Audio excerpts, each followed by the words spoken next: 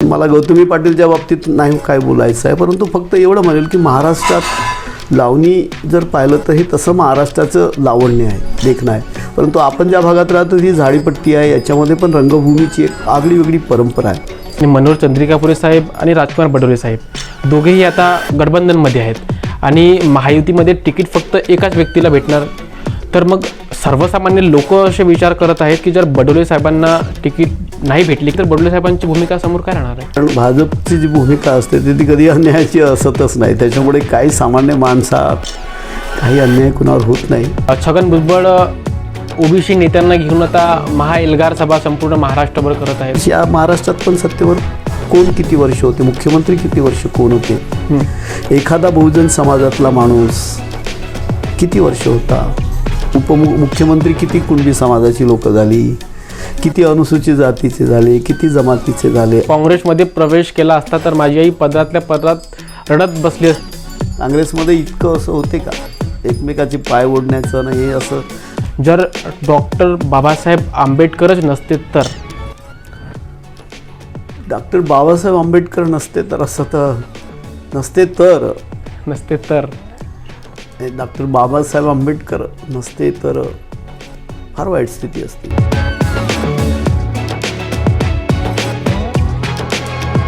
नमस्कार, मी संघर्ष हुकरे आणि आपण पाहतात झकास मराठीच्या विशेष बैठक.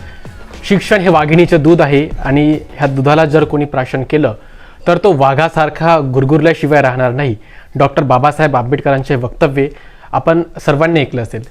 मित्रांनो, आज आमच्या ह्या बैठकीत पाहुणे म्हणून आहेत साध्या आणि सौम्य प्रगतशील विचाराचे धनी, डॉक्टर बाबासाहेब आंबेडकरांच्या विचारांनी प्रेरित होऊन ज्यांनी आधी प्रशासनात जाऊन समाजकार्य केलं, सर्वसामान्य लोकांच्या समस्या सोडविलं आणि त्यानंतर राजकारणात येऊन समाजातील शेवटच्या घटकाला कशा प्रकारे न्याय देता येईल याकरिता नेहमी झटणारे महाराष्ट्राचे माजी सामाजिक न्याय विभागाचे मंत्री राजकुमार बडोले साहेब आमच्या बैठकीत आहेत. साहेब, स्वागत आहे आपलं झकास मराठीवर. बडोले साहेब, आपण एखादा नेता बघला तर पांढरं शुभ्र त्याचं ते कपडे कोठी आपण पाहतो, मात्र जर आपण बडोले साहेबांना बघतो तर नेहमी ब्लेझर आणि शूटाबुटात राहतात. तर ह्या त्या नेत्यांमध्ये आणि बडोले साहेबांच्या ह्या शूटाबुटाच्या याच्यामध्ये काय म्हणजे काय कारण आहे असं? मुळातच परमपूज्य डॉक्टर बाबासाहेब आंबेडकर ज्या विचारांनी प्रेरित होते तो विचारच खरं आम्हा सगळ्यांसाठी अत्यंत प्रेरणादायी आहे. डॉक्टर बाबासाहेब आंबेडकरांनी ज्या समाजासाठी, ज्या बहुजन समाजासाठी, ज्याला शूद्र किंवा अतिशूद्र म्हटलं गेलं मागच्या कालखंडामध्ये, त्या समाजासाठी या देशामध्ये आपलं सर्वस्व झिजवलं. तेवढंच नव्हे तर जो गरीब असेल, जो शोषित पीडित आहे, या सगळ्या समाजासाठी त्यांनी आपलं जे म्हणणं आहे ते मांडलं. त्यांचे विचार या सगळ्या समाजासाठी प्रेरणादायी आहेत आणि त्यांचं राहणं जर आपण पाहिलं तर ते नेहमी सुटाबिटात राहते. त्यांना वाटायचं का आपला समाज पण अशा पद्धतीनं राहायला पाहिजे, ही त्यांच्या मागची प्रेरणा होती. बरोबर. म्हणून आपण पण त्या पद्धतीनं राहिलं पाहिजे, ही प्रेरणा परमपूज्य डॉक्टर बाबासाहेब आंबेडकरांकडून आपण घेतलेली आहे आणि म्हणून नेहमी त्या पद्धतीनं राहण्याचा एक सामान्य माणसाप्रमाणे जरी आपण जगलो तरी पण त्या डॉक्टर बाबासाहेब आंबेडकरांच्या विचारानं प्रेरित होऊन हे सगळं सुरू असते. साहेब, आपण तुमच्या राजकारणावर तर बोलू, मात्र तुमच्या व्यक्तिगत जीवनावर बोलायला थोडं आवडेल. कसं गेलं तुमचं बालपण, सुरुवातीचं शिक्षण किंवा सुरुवातीचे दिवस कसे गेले? मुळातच सुरुवातीला अत्यंत लहानशा अशा गावामध्ये जन्म झाला. आई अशिक्षितच होती, वडील 4थ्या वर्गापर्यंत शिकलेले होते आणि मुळातच एकूणच संपूर्ण आयुष्य लहानपण हे गरिबीत गेले. परमपूज्य डॉक्टर आंबेडकरांची प्रेरणा, महात्मा ज्योतिबा फुल्यांची, या महापुरुषांच्या प्रेरणेनं आम्ही पुढं शिकलो पाहिजे. बरोबर. शिक्षणातूनच आपण पुढं जाऊ शकू. शिक्षण हे वाघिणीचे दूध आहे असे परमपूज्य डॉक्टर बाबासाहेब आंबेडकरांचे विचार त्या काळामध्ये कानावर पडले आणि शिक्षणाशिवाय पर्याय नाही, आपला तरुणोपाय नाही, त्या पद्धतीनं आपण विचार केला आणि त्याच्यामुळेच ही प्रेरणाच मुळात बाबासाहेबांपण भेटली. त्याचबरोबर हा बहुजन समाज जो होता हा शिकायला लागला होता. त्यांची पोरं आता मोठ्या मोठ्या पदावर गेली होती. गावातही त्या पद्धतीची अनेक लोक मोठ्या मोठ्या पदावर गेली आणि त्यांना पाहूनच पुढं शिक्षणाचं एक ध्येय डोक्यात ठेवून, परंतु गरिबी आड येतच होती. त्याच्यामुळे कुठंतरी मग अर्ध्यावरही शिक्षण सोडून नोकरी करावी लागली. पुढं परत शिक्षण घ्यावं असेही मनात इच्छा राहिली आणि परत नंतर पुढं एम एपर्यंतचं शिक्षण करून सिव्हिल सर्व्हिसची परीक्षा पण दिली, पण काही कारणानं ते करता नाही आलं आणि नंतर पुढं जे आपल्या पुढं आहे ते नक्की आहे. साहेब, आपण सामाजिक न्याय मंत्री असताना आपण इंग्लंडतील लंडनमधील जे बाबासाहेब आंबेडकरांचे घर आहे ते आपण महाराष्ट्र सरकारने खरेदी करण्याचा आपण निर्णय घेतला. आपण तेव्हा मंत्री होते. हा निर्णय ऐकतानाच संपूर्ण देशातील नागरिकांची गर्वाने मान ताठ झाली. तर आपण तर हे सगळं बघतो किंवा आपण ऐकलं, मात्र आपल्या मनात कसं आलं की आपण ते बाबासाहेबांचं घर विकत घ्यावं, की कारण मग आपल्या मनात विचार आला तेव्हापासून ते खरेदी करेपर्यंत कसे कोणकोणते घटनाक्रम झाले? मुळातच सामाजिक न्यायाची संकल्पना ही परमपूज्य डॉक्टर बाबासाहेब आंबेडकरांनी सुरुवातीपासून मांडली होती. म्हणून मूळ संकल्पना सामाजिक न्यायाची जर विचार केला तर सामाजिक न्यायाच्या संकल्पनेत बहुजन समाजाचा विकास झाला पाहिजे. त्याच्यामुळे हा विभाग 1932मध्ये स्टोर्ट्स कमिशन आलं होतं. तेव्हा जेव्हा सुरू करण्यात आलं तर त्याच्यामध्ये आदिवासी असतील, महिला असतील, अनुसूचित जातीचे असतील, OBC या सगळ्या घटकांचा विचार करून जो शोषित वंचित आहेत त्याचा विकास करणं असा त्यामागचा उद्देश होता. आणि त्या उद्देशानं सामाजिक न्याय हा विभाग सुरू झाला होता. हे आता मुद्दा याच्यासाठी सांगतो की सामाजिक न्याय मंत्री, सामाजिक न्याय आणि विशेष सहाय्य मंत्री म्हणूनच ते दायित्व जेव्हा माझ्यावर आले तेव्हा मला वाटलं की ज्या परमपूज्य डॉक्टर बाबासाहेब आंबेडकरांनी अतिशय परिश्रम करून या विभागाची स्थापना केली, मग आपल्याकडे महाराष्ट्राचं या विभागाचं जर नेतृत्व आलं असेल आणि अशा पद्धतीचा प्रस्ताव आला का 1922-22च्या दरम्यान परमपूज्य doctor Babasaheb Ambedkar London school of इकॉनॉमिक्समध्ये शिकत असताना ज्या ठिकाणी त्यांनी DSCची पदवी त्या ठिकाणी घेतली होती आणि त्या ज्या घरी राहत होते तो घर जर तिथला मालक जो असेल तो जर लिलावाला काढत असेल आणि तिथल्या जे आंबेडकरी आणि बाकी जे बाबासाहेबांना मानणारे लोक होते त्यांनी खूप आग्रह धरला होता का हा घर सरकारनं घेतलं पाहिजे. केंद्र सरकार त्याच्याकडे त्या काळामध्ये त्यांचं लक्ष नव्हतं. ही लोक अनेक वर्षापासून महाराष्ट्रामध्ये त्यापूर्वीची सरकार होती त्यांच्याकडे पण हे निवेदनं घेऊन गेले होते, पण ते काही झालं नाही. महाराष्ट्राचे मुख्यमंत्री देवेंद्रजी झाल्यानंतर आणि मी सामाजिक न्यायमंत्री झाल्यानंतर आमच्याकडे तो प्रस्ताव आला आणि ते घर लिलाव होणार होते. त्याच्यामुळे आम्हाला असं वाटलं का याच्यावर त्वरित निर्णय झाला पाहिजे, म्हणून आम्ही तो लगेच निर्णय घेतला. तिथल्या हायकमिशन जे इंडियन हायकमिशनर आहेत भारताचे इंग्लंडमधील लंडनमधील उच्चायुक्त त्यांना आम्ही पत्र पाठवलं की सरकार घर घ्यायला तयार आहे. आदरणीय देवेंद्र फडणवीस साहेब मुख्यमंत्री होते त्यांनी पण होकार दिला आणि आमच्या दोघांनी मिळून नंतर त्या ठिकाणी एक पत्र पाठवलं आणि तो घर घेण्याची प्रक्रिया आम्ही सुरू केली. कारण हा आमच्यासाठीच नव्हे तर देशा जगातल्या सगळ्या लोकांसाठी स्वाभिमानाची गोष्ट होती. महाराष्ट्र सरकारला ते घर घेता येत नव्हतं म्हणून, कारण एकही देशातल्या कोणत्याही राज्य सरकारनं परदेशात जाऊन संपत्ती खरेदी करणं हीच मूळ अडचण त्याच्यातली होती. परंतु आमची प्रेरणाच होती त्याच्या मागं घर घेणं आणि त्याच्यामुळे ते घर घेण्याचं काम झालं आणि सगळ्यांनी त्याच्यामध्ये हळूहळू होकार दिला. केंद्र सरकारनं त्याला संमती दिली आणि राज्य सरकारनं ते घर त्या ठिकाणी घेतलं. आंबेडकरांचं घर आपण घेतलं आणि आता देशामध्ये राम मंदिर सुद्धा बनलं आणि आता प्राणप्रतिष्ठेचे सुद्धा कार्यक्रम आहे. आपण काय भावना आहेत साहेब आपल्या ह्या राम मंदिर प्रकरणी? नाही, मुळातच ही जनभावना आहे. राम मंदिर झालं पाहिजे ही या देशातल्या जनतेची जनभावना आहे आणि म्हणून सगळ्यांनी, कारण सगळ्या धर्माच्या लोकांनी, सगळ्या पंथाच्या लोकांनी, सगळ्या समाज बांधवांनी त्याच्यामध्ये सहकार्य करणं हे गरजेचं आहे. कारण राम असा एक आदर्श रूप आहे, तो नुसता भारतातच नव्हे तर जगातही अनेक ठिकाणी. आता जसं आपण जर पाहिलं तर थायलंडमध्ये 95% बुद्धिस्ट लोक आहेत, बरोबर, परंतु तिथल्या राजाचं नावच रामा असतं. आता रामा 10 सुरू आहे, त्याच्यापूर्वी रामा 9, म्हणजे रामा 1, रामा 2, रामा 3 ते रामा 10 असं सुरू आहे. राम तिथल्या हे आदर्श रूप झालं. का देश बुद्धिस्ट आहे तरी आदर्श रूप झालं. त्याच्यामुळे रामाकडे बघण्याचा जो दृष्टिकोन आहे, एक आदर्श राजा कसा असावा या दृष्टीनं त्या आपल्या या देशातल्या सगळ्यांची भावना त्याच्यामध्ये असते आणि म्हणून भगवान श्री रामचंद्रांचं मंदिर त्या ठिकाणी होतं आहे अयोध्येला.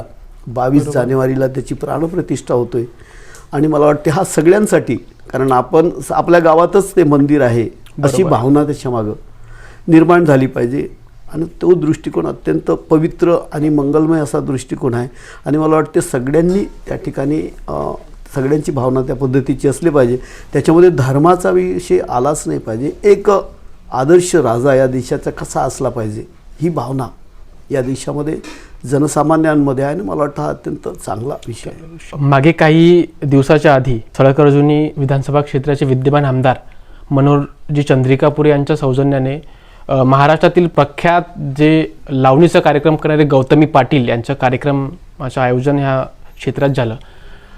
आपण युवकांसाठी प्रेरणात्मक कार्यक्रम विश्वास नागरे पाटील यांचे कार्यक्रम ठेवलं. आपण समाज प्रबोधनाचे कार्यक्रम अनिरुद्ध वनकर साहेबांचे कार्यक्रम ठेवलं आणि आता आपण सर्वसामान्य लोकांसाठी भव्य आरोग्य शिबिर सुद्धा ठेवलं.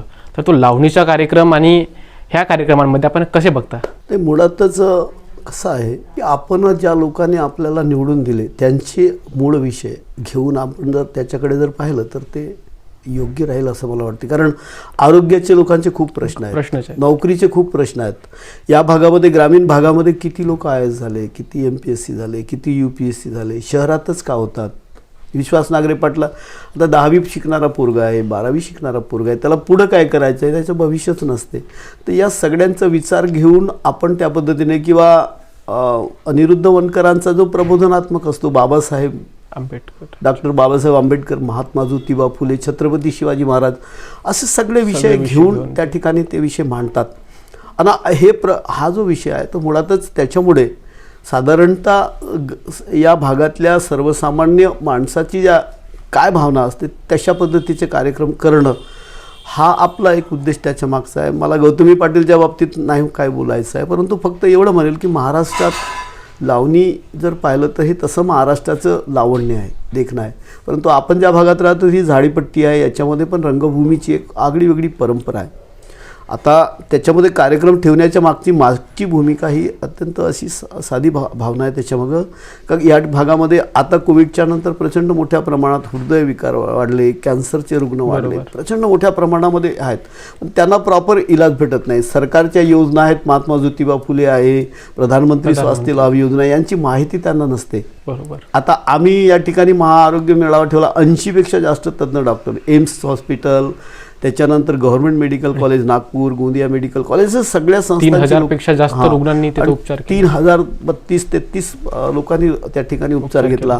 318 कॅटरॅक्ट पैकी आता आम्ही 118 कॅटरॅक्टचे ऑपरेशन आता 9, 10 आणि 11 फरवरीला करतो आहेत. तर मला वाटतं याच्या मागची भावना असे का सामान्य माणसाचं त्याच्यामध्ये झाला पाहिजे. गौतमी पाटीलच्या कार्यक्रमाच्या बाबतीत मी त्याच्यात जास्त काही बोलणार नाही, पण महाराष्ट्राची लावणीची जी परंपरा आहे तर ते लावणीच्या परंपरेकडे लावणीप्रमाणे जर पाहता आलं, त्याच्यात नुसते लोक किंवा तरुण एकत्रित करणं असा तर त्याच्यातला भाग असेल तर मला नाही माहिती त्याच्या बाबतीत. परंतु आम्ही जे कार्यक्रम ठेवले तर त्या कार्यक्रमाचा भूमिका अत्यंत स्पष्ट आहे. साहेब, 2019च्या निवडणुकाच्या नंतर महाराष्ट्रामध्ये 3 वेगळे सरकार स्थापन झाला आणि हे 4 वर्षामध्ये आपण पाहिलं तर सत्ता संघर्षच सुरू होता आणि समोरही राहील असं दिसत आहे. 2019ला आपण मनोहरराव चंद्रिकापुरे यांच्या विरोधामध्ये भाजपमधून आपण निवडणूक लढले. ते आपले कट्टर विरोधक होते आणि आता महायुतीची सरकार आहे आणि ते महायुतीमध्ये आपण दोघेही आता एकाच मंचावर किंवा कुर्ची लावून बाजूला बसून सारखंच बोलावं लागत आहे. कुठे अडचण होत आहे? नाही, मुळात कसं आहे, सरकार स्थापनेच्या मागचा उद्देश जो असतो तो जनसामान्य लोकांची सेवा करणं हा त्याच्या मागचा उद्देश असतो. माननीय देवेंद्र फडणवीस साहेबांनी ज्या पद्धतीचा निर्णय घेतला हा बहुजन समाजासाठी आवश्यक असलेला निर्णय आहे. विकासाची कुठेही तिथं गंगा थांबली नाही पाहिजे ना. आता तुम्ही मागच्याही सरकार स्थापन झाल्यापासून जर तुम्ही निर्णय पाहिला तर धोरणात्मक निर्णय इतक्या मोठ्या प्रमाणात घेतले गेले आहेत. आता शेतकऱ्यांच्यासाठी जर आपण विचार केला तर 20,000 रुपये प्रति हेक्टर प्रमाणे आपण या ठिकाणी शेतकऱ्यांना बोनस देतो आहे. बरोबर. माननीय पंतप्रधान दरवर्षी या ठिकाणी जे मिनिमम सपोर्ट प्राईस असते, किमान आधारित जे शेती उपज जे काही आहेत त्यांना मूल्य देण्याच्या संदर्भात तर धोरण होते. आणि दरवर्षी बघतो आपण धानाला असेल, बाकी सगळ्या कडधान्यांना असेल तर दरवर्षी दर वाढवले जातात. तर मुळातच आपण विषय जर पाहिला तर हे सरकारचा जो विषय आहे तर सरकार कुणाच्या याच्यासोबत स्थापन झाली याला महत्त्व नाही आहे. सरकार बहुजन समाजासाठी, सर्वसामान्य समाजासाठी, शेतकऱ्यासाठी काम करतोय का. आता माननीय पंतप्रधानांचे विषय पाहिला तर जलजीवन मिशन प्रत्येक घरापर्यंत स्वच्छ पिण्याचं पाणी गेलं पाहिजे, प्रत्येकाला घर घेतलं पाहिजे, प्रत्येकाला फ्रीमध्ये धान्य देताना गरीब माणूस उपाशी राहता कामा नये. आणि आता तुम्ही जर पाहत असाल की देशातले 25 कोटी लोक दारिद्र्य रेषेच्या बाहेर आलेले आहेत मागच्या 9 वर्षात, असा जेव्हा अहवाल येतो तर तेव्हा सरकारचे मूळ धोरण आहेत, केंद्र सरकारचे धोरण आहेत, त्या धोरणाला धरून राज्य सरकार काम करते आहे. मग त्याच्यामध्ये राष्ट्रवादी आहे बाकीचे कोणते पक्षात याला महत्त्व नाही, सरकार काम कशा पद्धतीनं करते त्याला महत्त्व आहे. आणि मला वाटते त्या धोरणाला धरून सरकार स्थापन झालं असल्यानं नक्कीच त्या ठिकाणी जी कोणी आमची सोबत आलेले सरकारमध्ये जी मंडळी असतील त्यांच्यासोबत काम करताना तो मूळ जो धागा आहे विकासाचा धागा त्याला धरून सरकार काम करते आणि ही चांगली गोष्ट आहे. पण साहेब 24ला समोर आता लोकसभेची निवडणुका आहेत आणि त्यानंतर विधानसभेच्या सुद्धा निवडणुका आहेत. सळकर्जनीतील सर्वसामान्य लोकांमध्ये अशी चर्चा आहे की आता महायुती आहे आणि मनोहर चंद्रिकापुरे साहेब आणि राजकुमार बडोले साहेब दोघेही आता गठबंधनमध्ये आहेत आणि महायुतीमध्ये तिकीट फक्त एकाच व्यक्तीला भेटणार.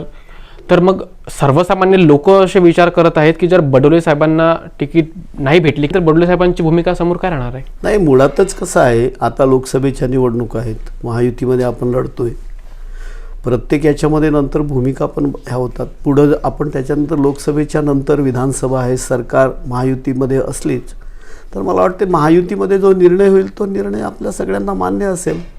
अदरवाईज पुढंचं विधानसभेला तर अजून वेळ आहे, अजून साधारणतः 10 महिने आहेत.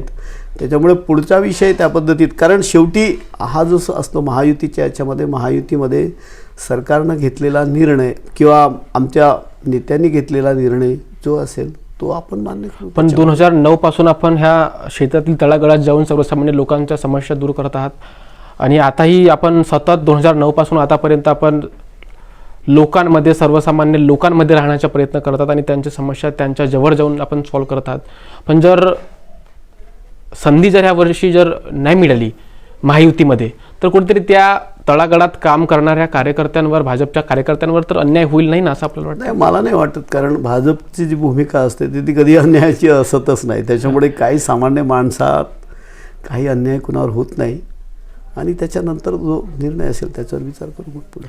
साहेब, ऑक्टोबर 2016 आपण एका भाषणामध्ये वक्तव्य केलं की पैशावाल्यांची आंदोलनं मोठी मोठी होतात, आजकाल कुणी येतात आणि आरक्षण मागून जातात आणि त्यानंतर मराठा समाजाचे नेते हे आक्रमक झाले आपल्या विरोधामध्ये. साहेब, आता सुद्धा महाराष्ट्रात 2023-24ला सुद्धा मराठा विरुद्ध आता ओबीसी असा संघर्ष सुरू आहे आरक्षणाचा. मराठे म्हणतात की आम्हाला कुणबी बनवून आम्हाला ओबीसीमध्ये सामील करा, ओबीसी म्हणतात की आधीचीच आमच्यामध्ये एवढी गर्दी आहे, आम्ही तुम्हाला घेऊ तर आमच्यात काही वाचणार नाही. आणि आपण त्यावेळी तो वक्तव्य केले होते. आज 2024ला साहेब मराठ्यांना आता मुख्यमंत्र्यांचा असा निर्देश आला की आता त्यांना कुणबी प्रमाणपत्र द्या आणि त्यांना ओबीसीमध्ये त्यांना सामील करा. ह्या सगळ्याकडे आपण सरकारच्या निर्णयाकडे आपण कसे बघता? नाही, मुळातच माझं जे वक्तव्य ज्या काळामध्ये आलं होते त्या काळामध्ये जर तुम्ही पाहिलं तर ते गुर्जराचं आंदोलन राजस्थानमध्ये सुरू, गुर्जर हरियाणामध्ये प्रचंड मोठ्या प्रमाणामध्ये होतं. गुजरातमध्ये पाहिलं तर पटेलांचं आंदोलन त्या काळामध्ये होतं. बरोबर. महाराष्ट्रात पण त्या पद्धतीचं एक राजकारण होतं. आता महाराष्ट्रातली जी परिस्थिती पाहिल्या तर महाराष्ट्रामध्ये सत्तेवर असणारे जी लोक होती, महाराष्ट्राचा एकूण इतिहास पाहिला तर या महाराष्ट्रात पण सत्तेवर कोण किती वर्ष होते, मुख्यमंत्री किती वर्ष कोण होते, एखादा बहुजन समाजातला माणूस किती वर्ष होता, उपमुख्यमंत्री किती कुणबी समाजाची लोक झाली, किती अनुसूचित जातीचे झाले, किती जमातीचे झाले, असा जर आपण एकूण इतिहास पाहिला तर आंदोलनाच्या मागची बाबासाहेबांनी काय म्हटलं आहे, बाबासाहेबांनी मुळातच म्हटलं आहे की आरक्षणाच्या मागचा डॉक्टर आंबेडकरांचा उद्देश जो होता का या धर्मात ज्या लोकांना हजारो वर्षापासून कुठंतरी तुडवी लागेल, ज्यांच्यावर अन्याय झाला असेल, कारण सोशियली आपण म्हणतो सामाजिक दृष्टीनं आरक्षणाची जर भूमिका पाहिली तर सामाजिक दृष्टीनं कोण बसतोय हा विचार महत्त्वाचा आहे. इकॉनॉमिकली कदाचित बसतील, सामाजिक दृष्ट्या किती लोकांवर अन्याय झाला, तर हा विषय आरक्षणाचा आहे. मुळात माझ्याकडे तो विभाग होता आणि खास वजेची बात म्हणजे मराठा आरक्षणाला जो मराठा समाजाला आरक्षण दिला गेला तर आम्हीच दिलेला आहे. माननीय मुख्यमंत्री देवेंद्रजी फडणवीस होते, मी सामाजिक न्यायमंत्री होतो, माझी सही आहे तिथं. त्याच्यामुळे महाराष्ट्राचा विरोध करायचा ते आमची भूमिका नाहीच आहे, आता पण सरकारची भूमिका नाही आहे. त्याच्यामध्ये जो डाटा आहे ॲक्च्युअल तो डाटा आहे, तो डाट्यात त्याचा सर्वे झाला पाहिजे, त्याच्या बाबतीमध्ये डिटेल सर्वे झाला पाहिजे का सोशियली आणि इकॉनॉमिकली. IASBCचं आरक्षण आमच्या काळात गेलं त्याच्या मराठ्यांचा विरोध करायची आमची भूमिका नव्हती.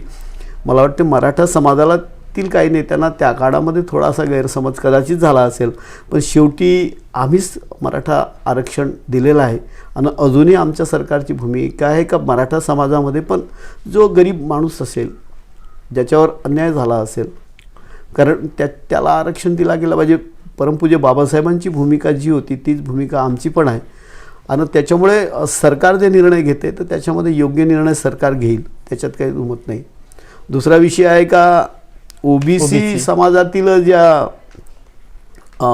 त्याच्यामध्ये व्हेरिफिकेशन केलं पाहिजे आणि जे ओबीसी कुणबी असतील त्यांना कुणबी प्रमाणपत्र दिले पाहिजे. तर या बाबतीमध्ये सरकारची जी भूमिका आहे तर सरकारची योग्य जर भूमिका त्याच्यामध्ये असेल, कारण त्याच्यामध्ये दोन वेगळे जरी विचार प्रवाह झाले तरी सरकार म्हणून, कारण त्याच्यात आरक्षण देणं हा राज्य मागासवर्ग आयोगाचा विषय असतो, हा सरकारला डायरेक्ट देता येत नाही. बरं.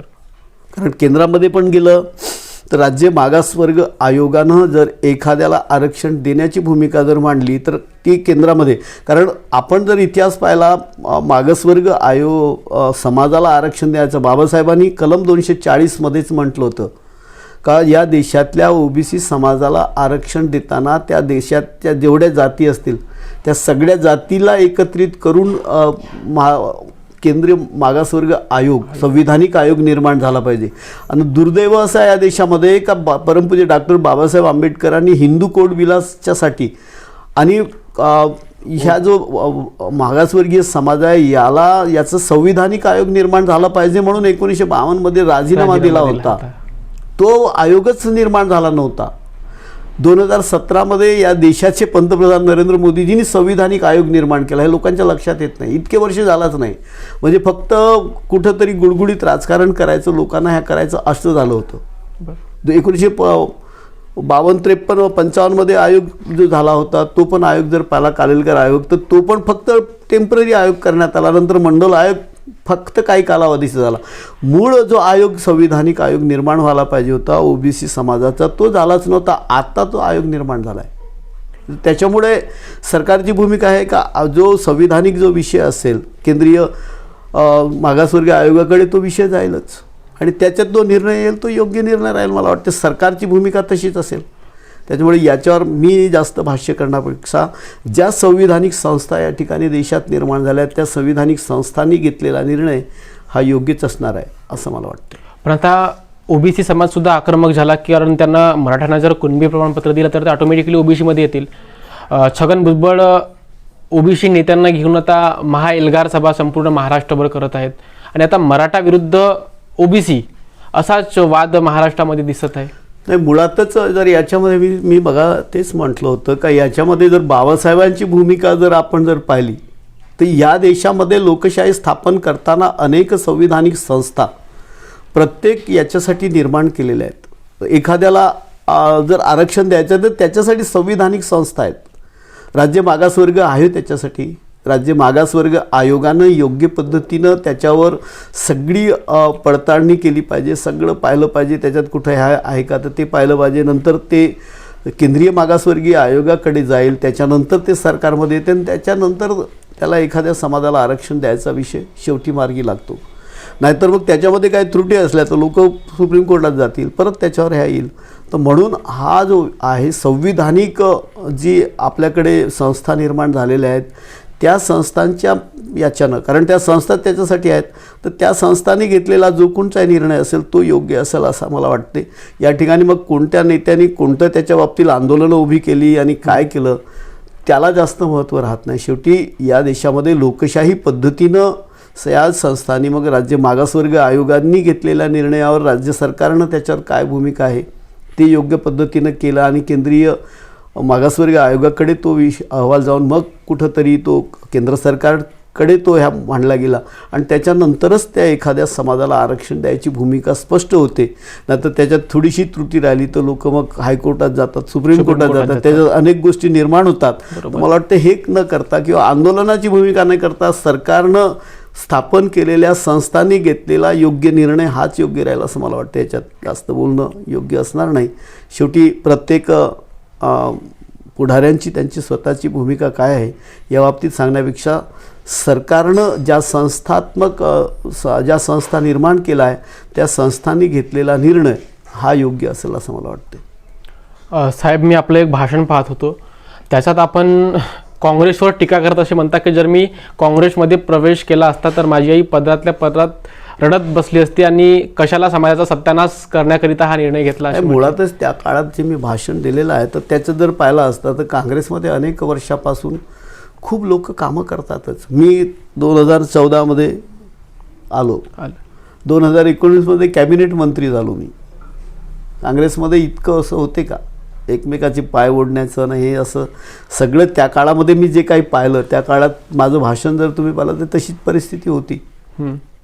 आणि कदाचित भारतीय जनता पक्षानं मला कॅबिनेट दर्जाचा मंत्री बनवला, काँग्रेसवाल्यांनी बनवलं असतं का तर ते मला नाही वाटत इतकं हे झालं असतं. आणि म्हणून मी म्हटलं का कदाचित खूप लोक बघतोय ना आम्ही त्याच्यामध्ये दर्या उचलणारे किती वर्षापासून काम करतात.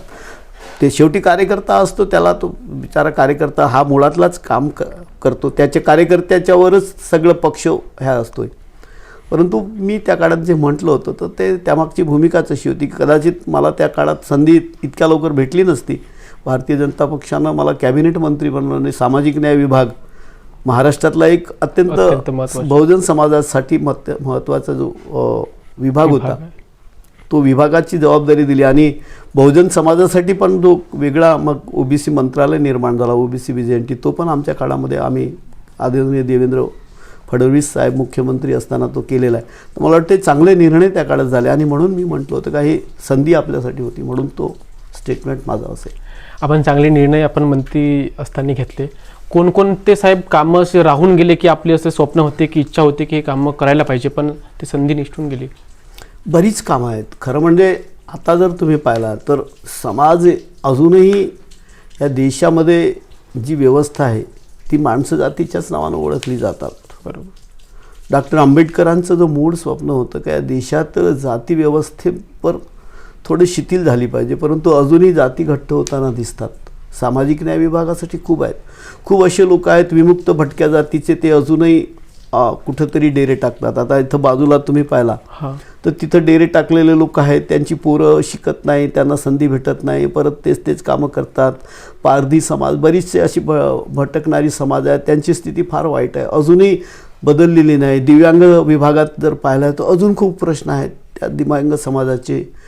अनुसूचित जातीचे खूप प्रश्न आहेत, जमातीचे खूप प्रश्न आहेत. अजूनही सगळे आपण असं विचार नाही करू शकत का आता दारिद्र्य रेषेखालवर हे गेले म्हणजे यांची पूर्ण परिस्थिती बदललेली आहे. तर सामाजिक न्याय विभागाचा जर विषय जर घेतला तर प्रचंड मोठ्या प्रमाणात जोपर्यंत या देशामधला जो दारिद्र्य रेषेखाली असलेल्या समाजाचे सगळे प्रश्न सुटणार नाहीत तोपर्यंत सामाजिक न्याय झाला असं म्हणताच येत नाही. त्याच्यामुळे खूप असे विषय आहेत का त्याच्यावर आपल्याला करता येण्यासारखे. अजूनही भूमिहीन लोक आहेत. मी योजना केली होती का भूमिहीनांना आपण पट्टे दिलेले गेलेले पाहिजे. विनोबा भावेनी आंदोलन त्या काळामध्ये चालवलेलं होतं, बहुजन खूप चालवलं होतं. पण अजूनही फक्त या देशातल्या अनुसूचित जातीच्या 10% लोकांकडे जमिनी आहेत, बाकी सगळे भूमिहीन आहेत. बरोबर. मग बाबासाहेब जसं आता सगळ्यांना शेती दिली पाहिजे, 2 एकर, आता शेती तर भेटतच नाही. मग यांचे प्रश्न आहे राहिले ना तसेच. निर्णय घेतला आहे परंतु बऱ्याच ठिकाणी ज्या समित्या आहेत त्या कामच करत नाही, जमिनी भेटत नाही. खूप सारे विषय असे असतात. अजूनही मोठ्या प्रमाणामध्ये गरिबांची पोरं शहरामध्ये राहताना आम्ही एक स्वाधार योजना बनवली होती, त्याच्यामध्ये बऱ्याच पोरांना शिकता येत होतं. पण अजूनही अशी असंख्य लोक आहेत ज्यांना शिकता येत नाही.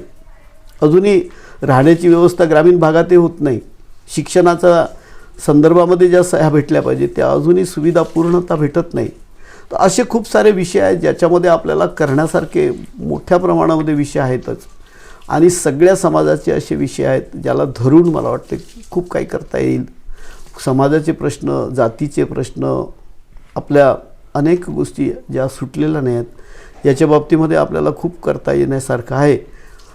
आणि बऱ्याच वेळा आपण बघतो का पायाभूत सुविधांवर मोठ्या प्रमाणामध्ये खर्च होतो, परंतु जो व्यक्ती ज्याला ह्युमन डेव्हलपमेंट इंडेक्समध्ये SDI म्हटलं जाते हा वाढवण्यासाठी अजूनही झालेला नाही आहे. व्यक्तिगत विकास त्याचा झाला आहे का? ह्युमन डेव्हलप इंडेक्स आपण जर पाहिला, सामाजिक न्याय विभागामध्ये ह्युमन डेव्हलप इंडेक्स वाढवण्याचं त्याच्यामध्ये आहे. मुळात त्याच्यात कामच होताना दिसत नाही आहे. किती लोकांना नोकऱ्या भेटल्या, किती लोक बेरोजगार आहेत, दारिद्र्य रेषेखातून निघाला तर त्याचं मुळातच त्याचा ह्या झाला का, ते कुटुंब कशा परिस्थितीत राहते, असे खूप सारे विषय असतात सगळ्या समाजात आहेत. बहुजन समाजात विशेषतः म्हणा OBC, VJNT, अनुसूचित जाती जमातीत असे खूप विषय आहेत जे धरून आपल्याला खूप पुढं काम करायची गरज आहे आणि त्या दृष्टीनं अजूनही होते असं म्हटलं जात नाही. मला वाटते असे खूप विषय आहेत. सरकार करते, परंतु मला अजूनही असं वाटते का या बाबतीमध्ये खूप काही करता येणार आहे. कारण गावातला पोरगा शिकला, BA झाला, त्याला वाटते नोकरी ती केली पाहिजे. हा दृष्टिकोन बदलावायचा असेल तर त्याला मग त्याला कोणते कुटीर उद्योग देता येतील, त्याला कसं कामाला लावता येतील, अशा पद्धतीचे जे विषय असतात या बाबतीमध्ये खूप अजूनही लोकांना अडचणीचे वाटतात आणि या बाबतीमध्ये प्रचंड काम करायची गरज आहे.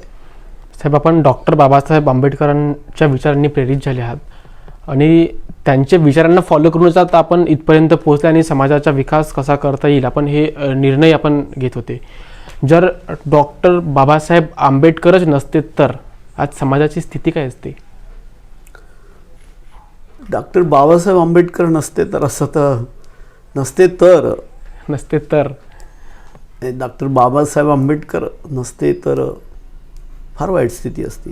त्याच्यात जास्त म्हणजे मुळातच बाबासाहेबांनी या देशामध्ये सामाजिक समतेसाठी जे काम केलं, मुळातच या देशामध्ये सामाजिक समतेसाठी मागच्या हजारो वर्षापासून काम झालं आहे. तथागत भगवान बुद्धांनी सामाजिक समतेचा पाया रोवताना आचरणाचा धम्म दिला. धम्माचा अर्थ त्यांनी धर्माशी कधी जोडला नाही. त्यांचे जर आपण जर विचार केला तर त्यांनी आता ती वंदना जी केली जाते तर त्याच्यामध्येच म्हटलं का मी दारू पिणार नाही, मी प्राणी हत्या करणार नाही, मी खोटं बोलणार नाही, हे जे पंचशील असते त्याचे ते आचरणच त्याच्यामध्ये.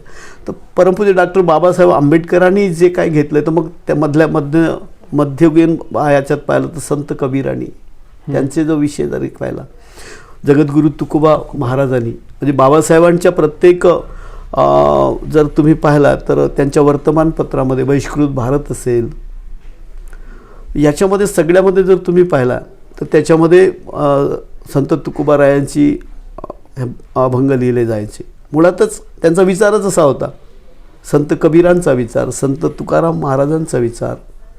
तर त्या हा आपण सामाजिक समता ज्या देशामध्ये निर्माण करताना महात्मा ज्योतिबा फुले, सावित्रीबाई फुले यांचा जो विचार आहे, नंतर शाहू महाराजांचा विचार, छत्रपती शिवरायांचा विचार, हा सामाजिक समतेचाच विचार होता. या विचारालाच धरून परमपूज्य डॉक्टर बाबासाहेब आंबेडकरांनी पुढं काम केलं. त्यांची घटनेमध्येच तुम्ही जर पाहिलं तर हा समतेचा विचार मुळातच बाबासाहेबांनी पेरला आणि म्हणून बाबासाहेबांचा विचार हा या देशातलाच विचार आहे. मुळातच हे देशामध्ये जी अनेक लोक ज्यांनी हा विचार दिला त्याच्यामुळे हा विचार परमपूज्य डॉक्टर आंबेडकरांनी पेरला. बाबासाहेब झाले नसते तर असं म्हणता येत नाही, कारण जेव्हा जेव्हा माणसावर अन्याय अत्याचार होतो तेव्हा अशा विचाराची माणसं जन्माला येतातच. आज ज्या पद्धतीचं काम पंतप्रधान नरेंद्र मोदी करतात तो पण एक समतेचा विचार धरूनच करतायत, बहुजन समाजाच्या कल्याणासाठी करतायत. मला वाटते हा विचार कधी मरत नाही. आणि बाबासाहेबांनी कसं होतं आहे, छत्रपती शिवरायांच्या काळामध्ये जर आपण पाहिलं, छत्रपती शिवरायांच्या नंतर मुघलांशी लढणारी खूप लोक निर्माण झालीच ना. संभाजी महाराज पाळल्यानं संपलं ते. नंतर ज्यांनी या देशामध्ये जर बहुजनांचा जर विरोध केला तर ते त्यांचा इतिहास पण नाही आहे खऱ्या अर्थानं. त्याच्यामुळे हा विचार कधी मरत नाही आणि हा विचार सतत जिवंत राहतो. त्याच्यामुळे बाबासाहेब तर जन्माला येतूनच होतं, काही विषयच नव्हतं. पुढं पण हा विचार चालू राहील. तर हे होते महाराष्ट्र राज्याचे माजी सामाजिक न्यायमंत्री राजकुमार बडोले साहेब. अत्यंत मार्मिकपणे यांनी समाजाची व्यथा मांडली. कशाप्रकारे यांनी मंत्री असताना डॉक्टर बाबासाहेब आंबेडकरांच्या लंडनमधील घर महाराष्ट्र सरकार सोबत कसं खरेदी करण्याचा यांनी निर्णय घेतला, कशाप्रकारे यांनी सर्वसामान्य लोकांना कशा न्याय भेटता येईल याकरिता जे झगडले, दलितांच्या, बहुजनांच्या, अनुसूचित जाती जमातींच्या विद्यार्थ्यांना कशाप्रकारे हॉस्टेलची व्यवस्था, स्वाधार योजना त्यामुळे कशाप्रकारे ते आपलं शिक्षण घेऊन आपला समाजाचा उद्धार करू शकतात यावर यांनी विचार केला. आणि नक्कीच मराठा आणि ओबीसींचा जो वाद आहे त्याच्यात सुद्धा यांनी आपले विचार प्रकट केले. कशा प्रकारे यांनी यांच्या बालपणापासून तर शिक्षणापासून तर सुरुवातीचे दिवस राजकारणात कसे आले, हे सर्व प्रश्नांची उत्तरे अत्यंत मार्मिकपणे माजी मंत्री साहेबांनी आम्हाला दिलं. आपण शेवटपर्यंत ही आजची मुलाखत पाहिल्याबद्दल धन्यवाद. खूप खूप आभार.